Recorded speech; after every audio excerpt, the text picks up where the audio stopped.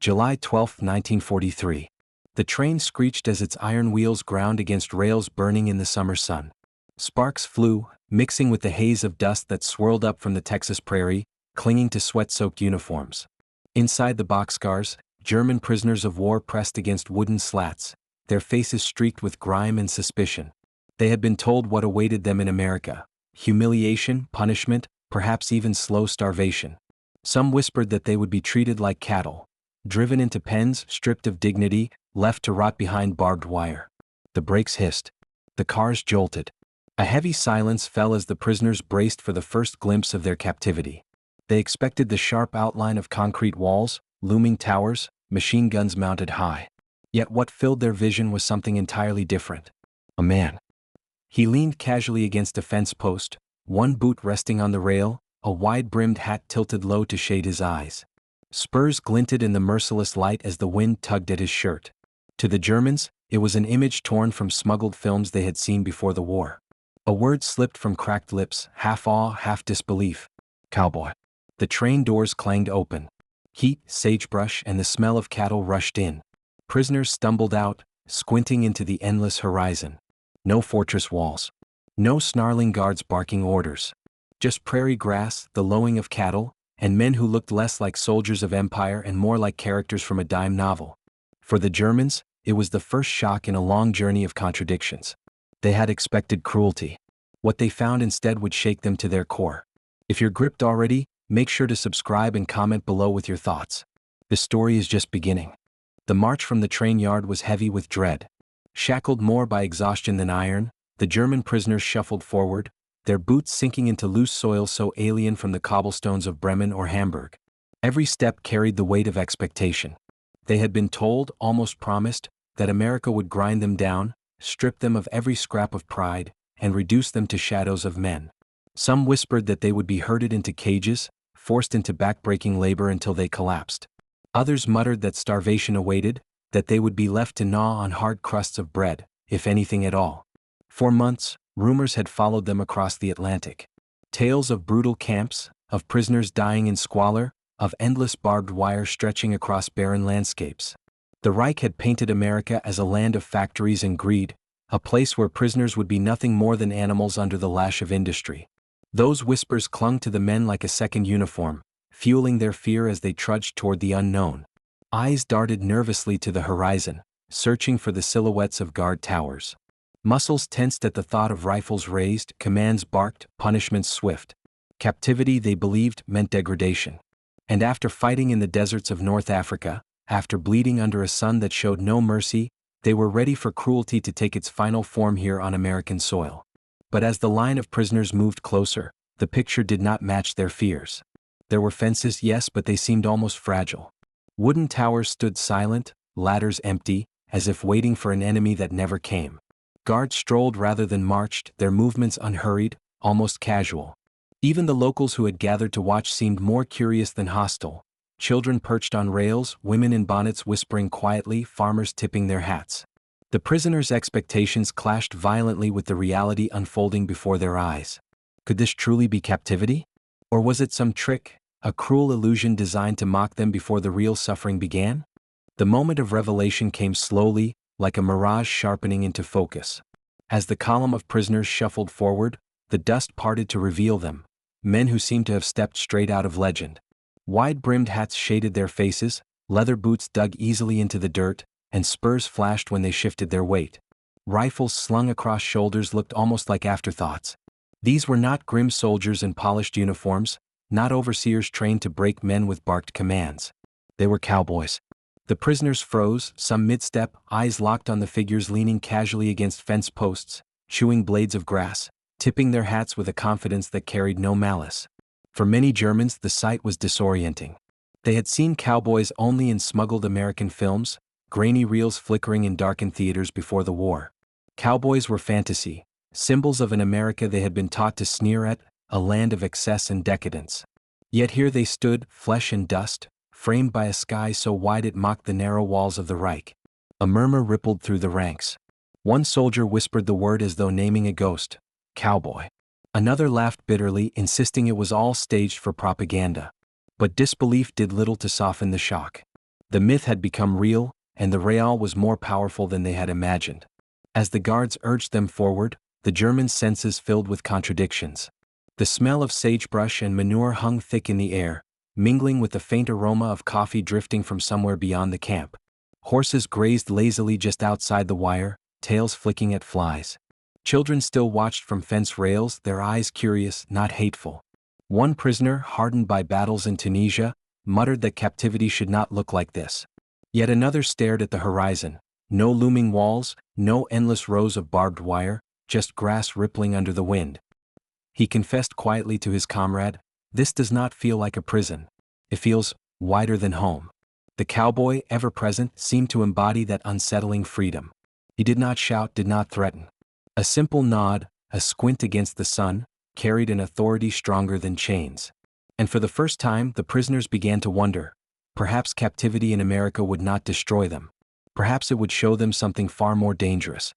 The gates opened not into a fortress of stone, but into a place that looked more like a sprawling ranch.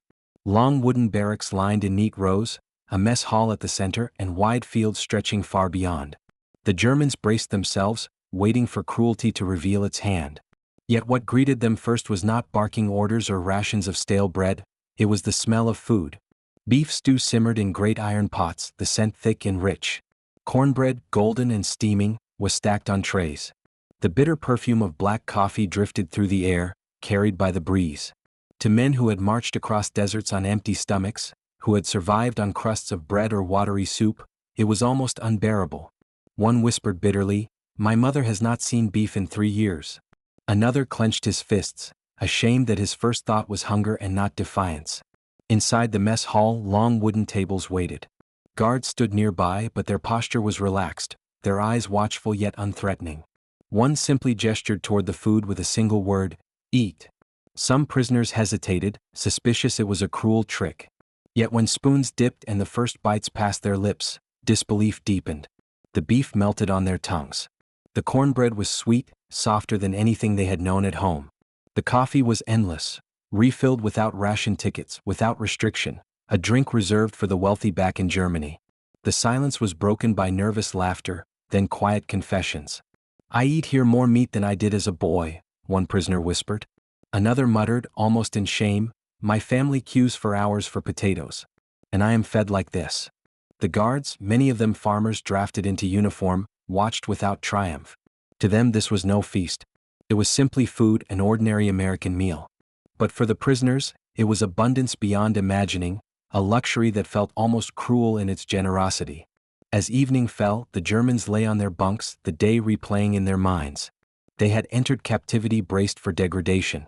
Instead they had been fed, not starved. Guarded by men who looked like ranchers, not tormentors. Surrounded not by cold concrete, but by grass, cattle, and the vast, unbroken horizon. And somewhere beyond the fence, the cowboy remained, leaning on a post, chewing a blade of grass, nodding with a calm that spoke louder than any command. It was not victory that unsettled them. It was indifference, the quiet confidence of men who did not need cruelty to show their strength.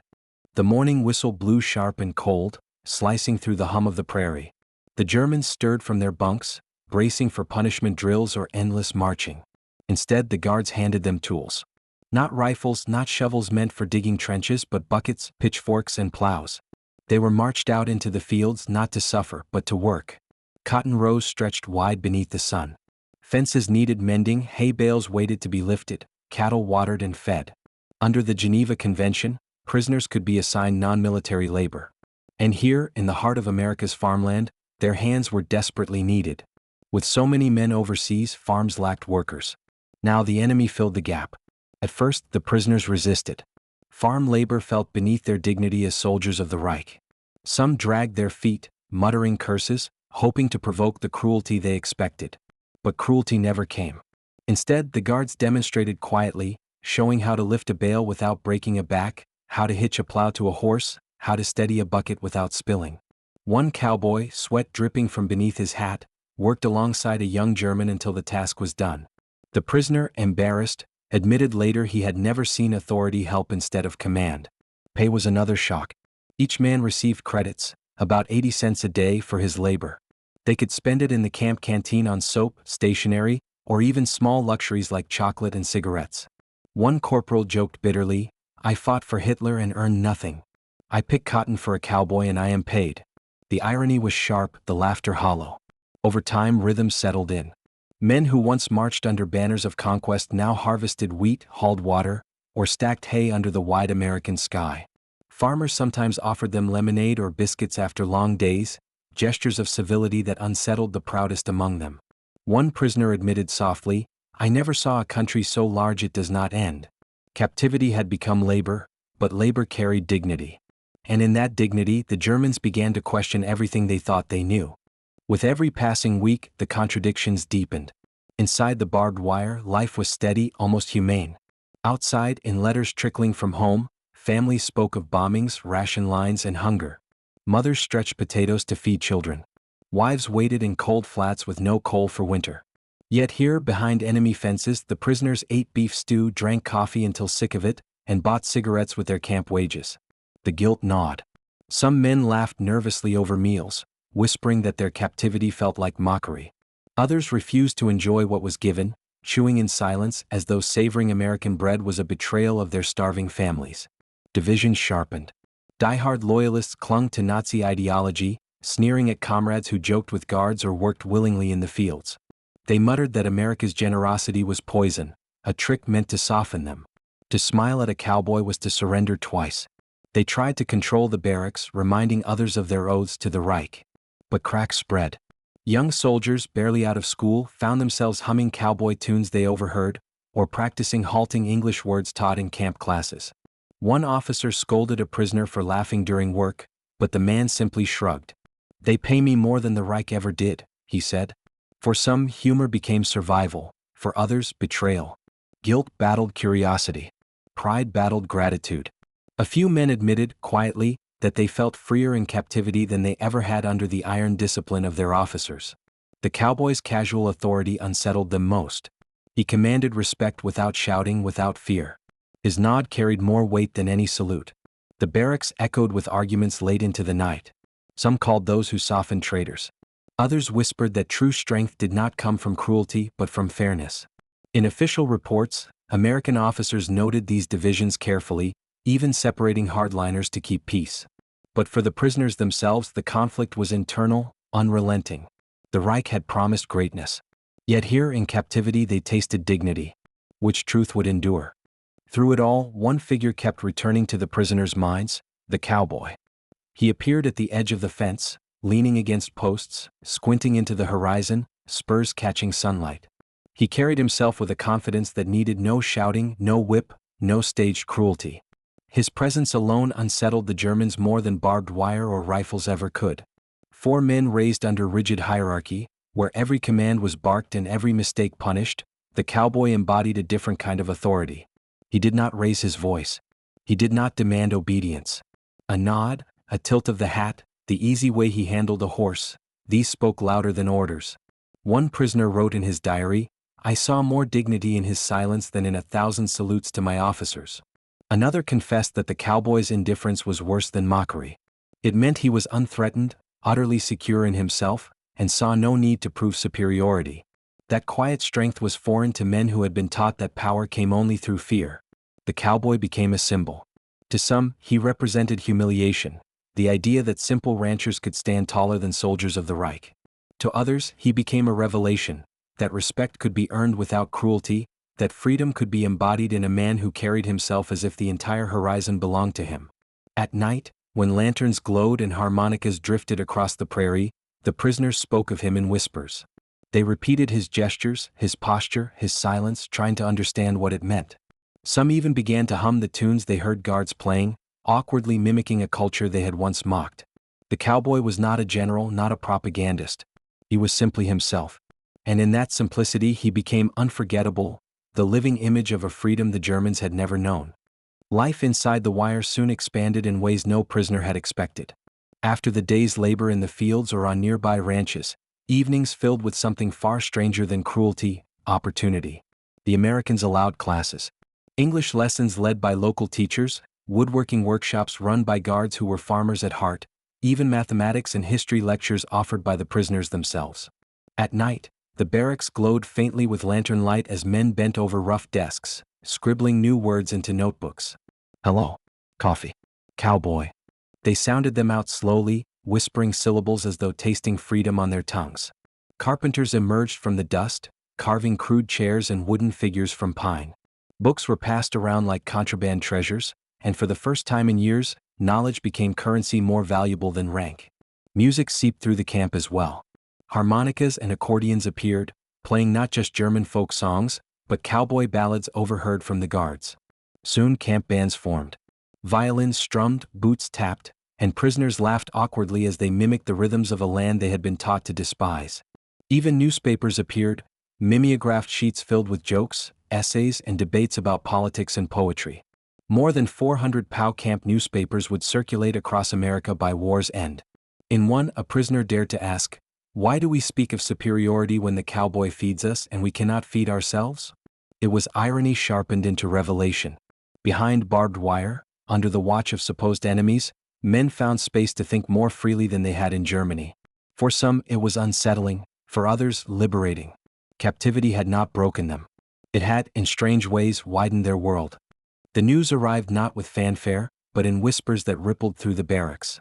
Germany had surrendered. The Reich had fallen. Hitler was dead. The war was over. For a long moment, silence hung heavy in the camp. Men stared at their boots, their hands, the rough floorboards beneath them. Some wept quietly, shoulders shaking in the dim light. Others clenched fists, unable to imagine a world without the regime that had defined their every breath. Their officers had promised permanence, destiny, and empire. Now all that remained was rubble, and the endless horizon of America just beyond the barbed wire. Outside, the cowboys went about their routines as if nothing had changed. They still fed cattle at dawn, brewed coffee over fires, adjusted saddles in the early light. The fall of nations did not disturb the rhythm of ranch life. The Reich had collapsed in ruins. The cowboy endured. Repatriation began slowly. Trains lined up once more, ready to carry men east, back across the Atlantic. For many, relief washed over them, the promise of home, of family, of familiar streets. Yet sorrow mingled with it, a strange unease they could not name. They were going back to a homeland starved, bombed, and divided. But they were leaving behind something unexpected: dignity found in captivity. Letters preserved from those weeks reveal the paradox. One soldier wrote to his mother, "Do not worry for me. I eat here more meat than I did as a boy." Another confessed in shame, "We lived better in captivity than our people did in freedom." What does that say of us? On the final day, the prisoners pressed against train windows, faces etched with conflicting emotions. They looked out at fields golden with harvest, at small towns with white church steeples, at cattle grazing under wide skies. A boy waved at the train, not knowing the men inside were the enemy his father had fought. And then, for one last moment, they saw him, the cowboy on horseback, silhouetted against the horizon. He tipped his hat and disappeared into the dust. The Germans carried that image with them across the ocean, etched deeper than battles or speeches. They left America not just as prisoners, but as men who had seen freedom embodied in the quiet strength of a cowboy. The trains carried them east, but the questions lingered westward, heavy as shadows on the horizon. They had come to America expecting chains, cruelty, and hunger. Instead, they had found cornbread and coffee, handshakes and work, horizons that stretched without end, and men who wore freedom as naturally as dust on their boots. The cowboy was not a legend carved in film reels. He was real, leaning against a fence post, spurs catching the light, his silence speaking louder than any officer's command. For the Germans, that image endured long after barbed wire and guard towers faded. It haunted them more than defeat itself. Many would return to a homeland reduced to rubble, to ration cards and ruins. Yet within them, the memory of cattle fields and cowboy songs lingered like contraband hope. Some whispered of it in diaries, some built cowboy clubs in post-war Germany, others carried only a quiet respect they never expected to feel for their enemy. And in that paradox lies the final truth: captivity gave them their first taste of freedom.